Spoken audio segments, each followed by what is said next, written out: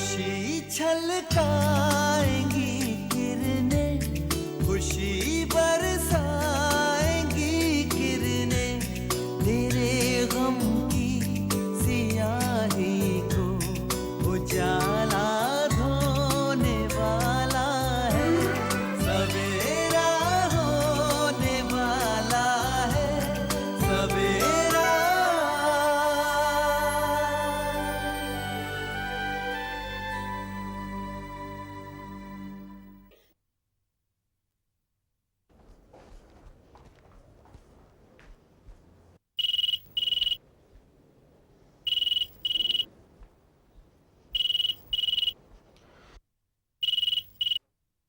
Hello.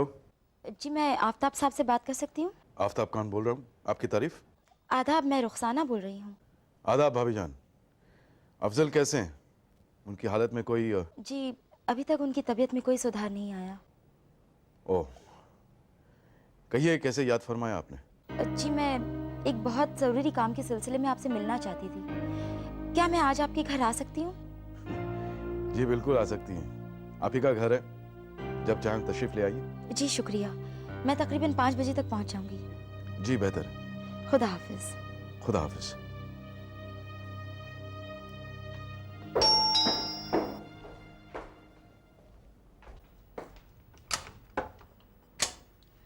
Zaara भाभी, आप कैसी हो? मैं ठीक हूँ, आइए।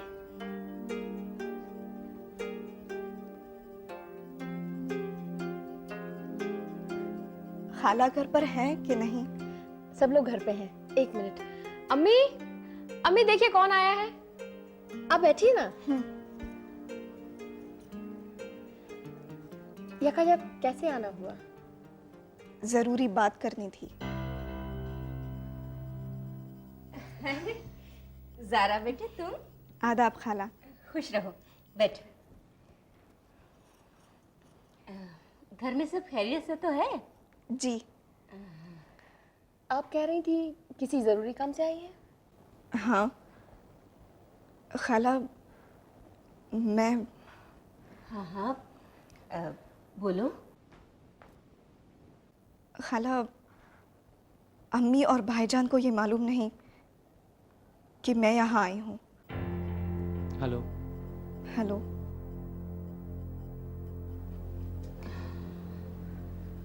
हाँ बोलो, क्या बात करना चाहती हो?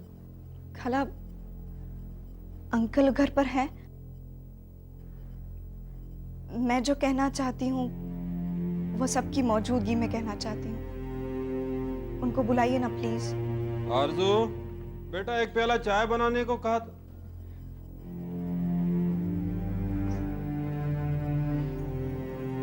अस्सलाम वालेकुम अंकल। वालेकुम अस्सलाम। खुश रहो बेटा। तुम कब आई? बस अभी। वो ज़ारा हमसे कुछ बातचीत करना चाहती है। कहो बेटा। बहुत सोच समझकर, भाईजान और अम्मी की इजाजत के बगैर आपसे बात करने का फैसला करके आई हूं। खाला,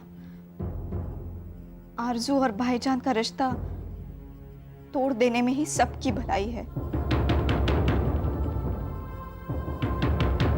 अगर ये रिश्ता हो गया तो तसरीन अपनी जान दे देगी।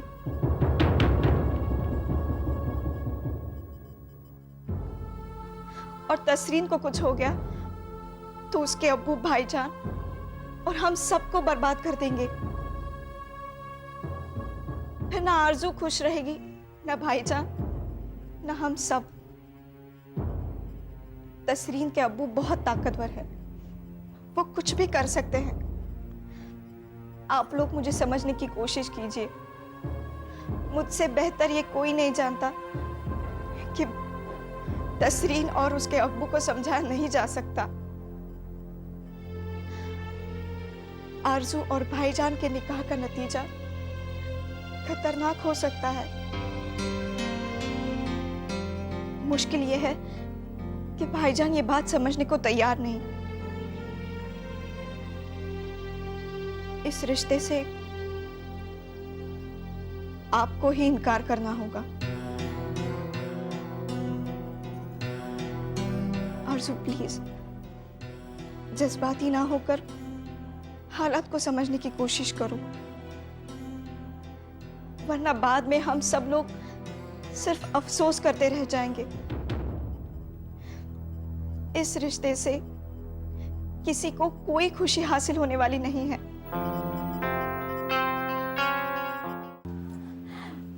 अस्सलाम वालेकुम। वालेकुम सलाम। आइए ना।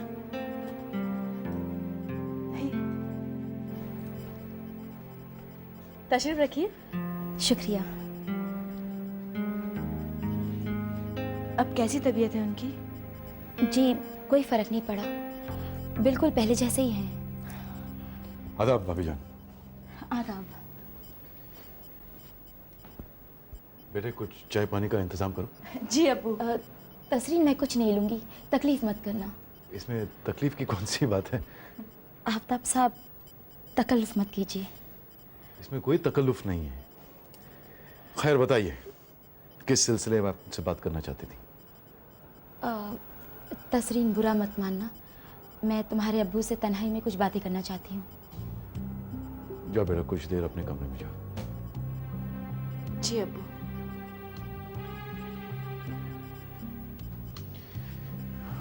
फरमाइए। आफ्ताब साहब, मैं अपने शौहर की गुजरी जिंदगी के बारे में कुछ मालूमात हासिल करना चाहती हूँ। अफजल की गुजरी जिंदगी के बारे में मालूमात? मैं कुछ समझा नहीं। आप दोनों पुराने दोस्त हैं। जवानी का काफी वक्त आप दोनों ने एक साथ गुजारा है। करीबी दोस्त अक्सर हमराज भी होता है। राज? दरअसल बात यह है आफ्ताब साहब कि अफजल ने खुदकुशी की कोशिश अपने सेक्रेटरी महबूब की ब्लैकमेलिंग की वजह से ही की थी। मगर क्यों कर रहा था वो अफजल को ब्लैकमेल? मैं अब आपसे कुछ भी नहीं छुपाना चाहती। आज तक मैंने आपको सच्चाई नहीं बताई, मगर अब मैं आपको सब कुछ सच सच बता देना चाहती हूँ, क्योंकि सच्चाई जानने के बाद ही आप मेरी मदद कर सकेंगे। फैसला तो आप ही लोगों को करना है, क्योंकि हालात को ना भाईजान समझ रहे हैं ना अम्मी। मैं तो बस इतना कहना चाहती हूँ कि इस मामले की संजीदगी को मैंने बहुत गहराई से समझा है, बहुत सोचा है इस बारे में, और इसी नतीजे पे पहुंची हूं कि इस निकाह से कई जिंदगियां बर्बाद हो जाएंगी।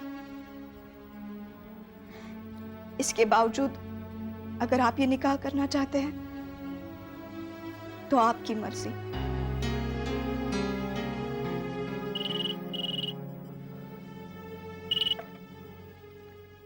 हेलो। मैं फरीदा बोल रही हूँ। आदाब। आदाब। कौन? समद बेटा? जी। रजिया घर पर है? हाँ, एक मिनट। अम्मी। किसका फोन है? फरीदा खाला का। खाला प्लीज, फिलहाल मैं यहाँ हूँ, ये अम्मी को ना बताए तो बेहतर होगा, प्लीज।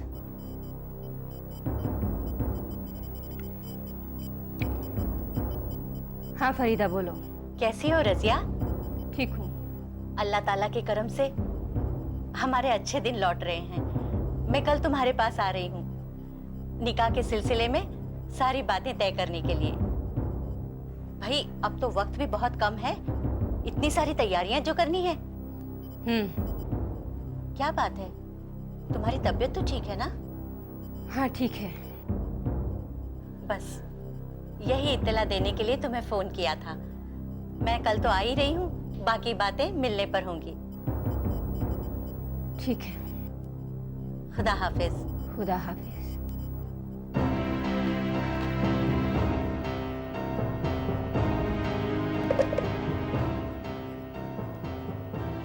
मुझे जो कहना था मैं कह चुकी। आप लोगों को इन हालात से वाकिफ कराना मेरा फर्ज था। अब आपसे यही गुजारिश है कि आप कोई भी फैसला करने से पहले मेरी बातों पर गौर कीजिए। बस। नाजायज बेटी? यकीन कीजिए भाभी जान, इस मामले के बारे में मैं कुछ भी नहीं जानता। याद करने की कोशिश कीजिए, शायद कोई। नहीं भाभी जान, ये कोई भूलने वाली बात नहीं है। और सच तो ये है कि मैं और अफजल करीबी दोस्त जरूर रहे, लेकिन इस किस्म की कोई भी बात अफजल ने मुझसे शेयर नहीं की थी। लिहाजा तमाम लड़कियां उस पर फिदा जरूर होती थीं। रंगीन मिजाज भी था। देखते देखते अफजल की जिंदगी में काफी लड़कियां आईं और चली गईं, मगर इश्क मोहब्बत में मैंने अफजल को कभी संजीदा होते हुए नहीं देखा था। वो पहली और आखिरी दफा संजीदा हुआ था जब आपसे मुलाकात हुई थी और उसने आपसे निकाह कर लिया। मगर आफ्ताब साहब, इसमें कोई शक की गुंजाइश बाकी नहीं कि उनकी नाजायज बेटी है। मुझसे मुलाकात से पहले और मुझसे निकाह के बाद उनकी जिंदगी में एक और औरत थी, ये तय है। नहीं भाभी जान, मुझे ऐसी किसी औरत का ख्याल नहीं आता जिससे अफजल के इतने गहरे ताल्लुकात रहे हों। वैसे वो मरहूम जूनियर आर्टिस्ट अम्मी और उसकी बेटी का जिक्र किया था आपने, तो मेरा ख्याल यही है कि अफजल एक जूनियर आर्टिस्ट को इतनी अहमियत अपनी जिंदगी में नहीं दे सकता, इसलिए शगुफ्ता अफजल की नाजायज बेटी नहीं हो सकती। हालांकि पूरे यकीन के साथ नहीं कह सकता, महज अंदाजा है, क्योंकि एक अरसे से मैं अफजल की शख्सियत से वाकिफ हूं।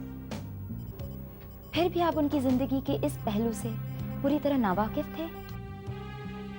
सही फरमाया आपने भाभी जान, मुझे तो अभी भी इन तमाम बातों पर यकीन नहीं हो रहा है। यकीन तो मुझे भी नहीं हुआ था शुरुआत में। बहरहाल अब सच की तलाश में मुझे कहीं और जाना होगा। आपको तो कुछ भी नहीं मालूम है। सच जाने बगैर मुझे सुकून नहीं मिलेगा आफ्ताब साहब। अगर कुछ पोशीदा रखकर आप दोस्ती निभा रहे हैं तो मेरी गुजारिश है कि। नहीं भाभी जान, आप गलत समझ रही मुझे। मेरा यकीन कीजिए, अगर ऐसी कोई बात होती तो मैं आपसे छुपाता नहीं।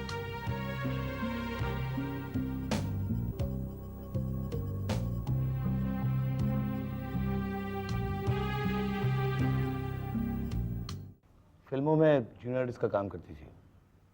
क्या तुम्हारी अम्मी का इस औरत से कोई ताल्लुक है? Junior artist?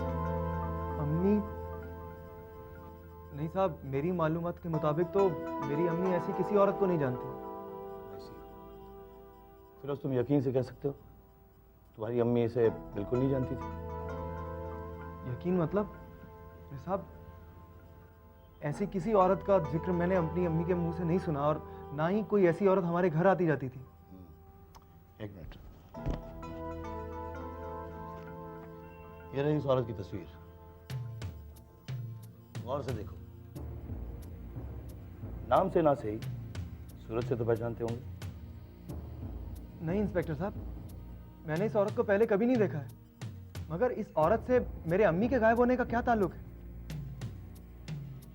मैं इस वक्त तो यकीन से नहीं कह सकता कि इस औरत से, उसकी मौत से तुम्हारी अम्मी के गायब होने का क्या ताल्लुक है, मगर ये औरत मर चुकी है। हाँ फिरोज, और इत्तेफाक की बात तो यह है कि जिस रोज तुम्हारी अम्मी गायब हुई थी उसी रोज इस औरत की मौत हुई थी, इसी इलाके में। यहीं से थोड़ी दूरी पर एक सड़क है जहां इसकी लाश बरामद हुई थी। पुलिस को शक है कि इसका कत्ल किया गया था। इंस्पेक्टर साहब, आप क्या बयान करने की कोशिश कर रहे हैं? मेरी समझ में नहीं आ रहा है। फिरोज, हमारे पेशे की सोच के मुताबिक 2 + 2 हमेशा 4 नहीं होते। सच सिर्फ उतना नहीं होता जितना ऊपर से दिखाई देता है। कई दफा सच को जानने के लिए हमें कई परतें उधेड़नी पड़ती है। वाकई मेरी समझ में कुछ नहीं आ रहा है। एक ही दिन में एक ही इलाके में 2 हादसे। मैं ये जानने की कोशिश कर रहा हूँ फिरोज कि कहीं कोई ऐसी कड़ी तो नहीं जो इन दोनों हादसों को जोड़ती है।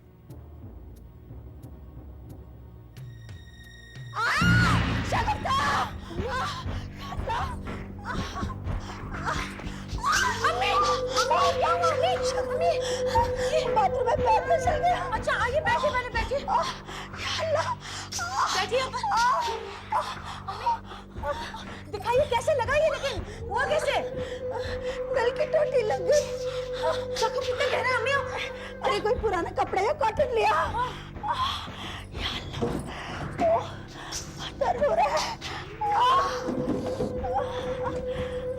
जल्दी आना। दिखाइए। खून बहुत गहरा है, जख्म बहुत गहरा है। मुझे नहीं लगता इससे ठीक होगा। दबा मत। मम्मी डॉक्टर के पास चलते हैं। डॉक्टर के पास मैं नहीं जा सकती। मम्मी यही इलाज करना होगा। अच्छा ठीक है, आप रुकिए, ऐसे पकड़ कर दबा के रखिए। मैं कोई मरहम ले आती हूँ। हाँ दबाइए सर, ठीक है। बहुत दर्द हो रहा है कपाट।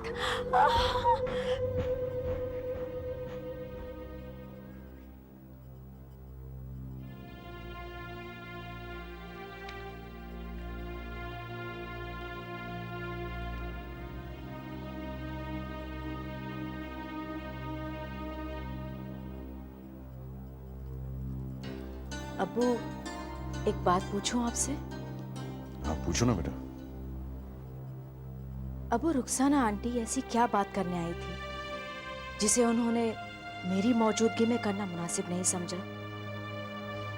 वो नहीं, कोई खास बात नहीं बेटा, बस ऐसी।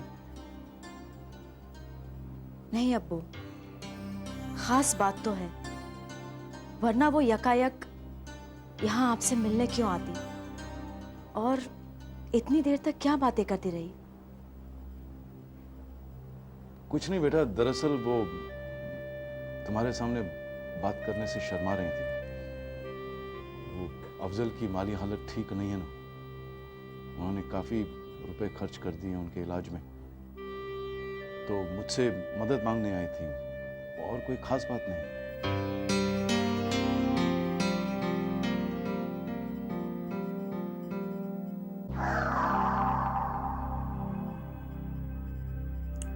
बेकार बैठे बैठे हाथ पैर और दिमाग में जंग लग गया है भाई। कुछ न कुछ नया चक्कर चलाना पड़ेगा।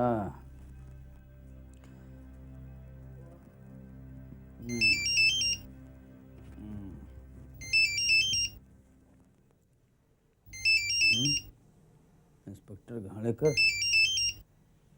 क्या गड़बड़ है भाई?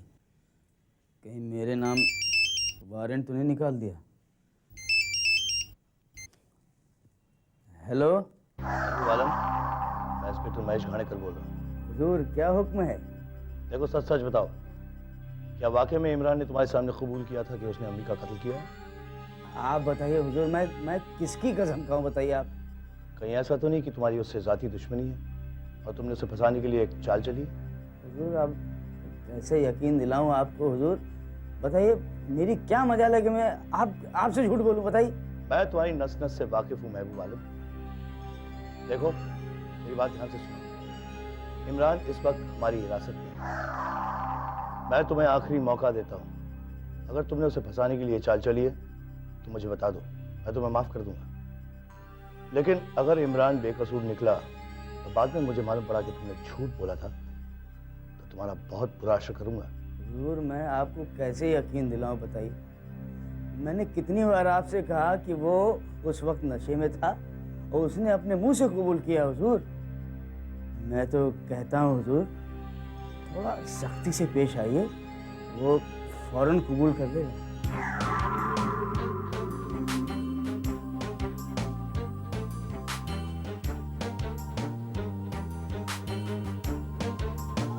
अम्मी बहुत दर्द हो रहा है। बर्दाश्त नहीं हो रहा है बेटा। दिखाइए। देखिए देखिए कितना खून बह रहा है, खून रुकने का नाम नहीं ले रहा। अम्मी डॉक्टर के पास जाना ही पड़ेगा। अरे पागलपन की बातें मत कर, डॉक्टर के पास मैं नहीं जाऊंगी। खून बहता है तो बहने दे, थोड़ी देर में बंद हो जाएगा। अम्मी मेरी बात मानिए, लोहे से जख्म हुआ है, कहीं सेप्टिक ना हो जाए। अरे जो होता है हो जाए, डॉक्टर के पास मैं हरगिज नहीं जाऊंगी। जख्म सर पर है, उसके सामने चेहरा भी तो नहीं छुपा सकते बुरखे में। अम्मी आप देखें तो सही, देखिए कितना खून बह रहा है, और यहाँ आपको कौन पहचानता है? मैं कहीं नहीं जाऊंगी बस। अम्मी सिर्फ पट्टी नहीं करानी है, सेप्टिक की इंजेक्शन भी तो लेना पड़ेगा ना। हाँ प्लीज अम्मी मेरी बात मान लीजिए, जान को खतरा हो सकता है अम्मी। अरे खतरा तो हर हाल में है, मैं नहीं जाऊंगी कहीं। अम्मी प्लीज मेरी बात मानिए, ऐसा नहीं चलेगा। किसी बिल्डिंग में डॉक्टर है, हम उन्हीं के पास चलते हैं। प्लीज अम्मी, खून नहीं रुक रहा है। या अल्लाह, क्या अजीब मुसीबत हो गई है। अल्लाह का नाम लेकर चलते हैं। हाँ चलिए। लेकिन खुदा न करे अगर उसने मुझे पहचान लिया तो।